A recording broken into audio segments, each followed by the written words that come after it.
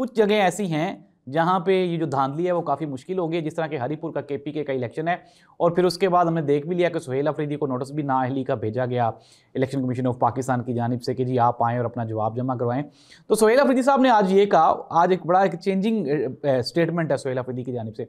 उन्होंने कहा जनरल सैयद आसिम मुनीर साहब के बारे में मैंने तो कभी उनका नाम नहीं लिया और ना ही कभी उनका नाम लेके कभी कोई गलत बात कोई गलत ज़बान इस्तेमाल की है, ना ही कोई गलत मैंने कभी उनके बारे में बात की है।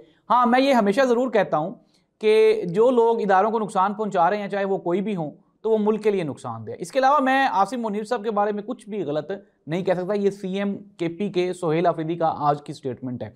और नाज़रीन, अब अगर हम मुल्क की बात कर लें तो कल का जो दिन है वो पाकिस्तान की जो सियासी तारीख है उसमें एक अहम दिन है। ज़मीनी इंतखाबात हो रहे हैं मुख्तलिफ हलकों में, और कई हलकों में जो मैक्सिमम हलके हैं वहाँ पे तो पीटीआई ने बॉयकॉट का ऐलान कर रखा है। लेकिन इसके साथ ही साथ जो मामलात हैं वो अब आपके सामने हैं, और जो वकला का एहतजाज है वो शिद्दत इख्तियार करता जा रहा है आहिस्ता आहिस्ता। और अगर हम बात करें, एक और भी एक मुनज़्ज़म सा छोटा सा एहतजाज जारी है जिसे हम जमात इस्लामी का धरना कहते हैं।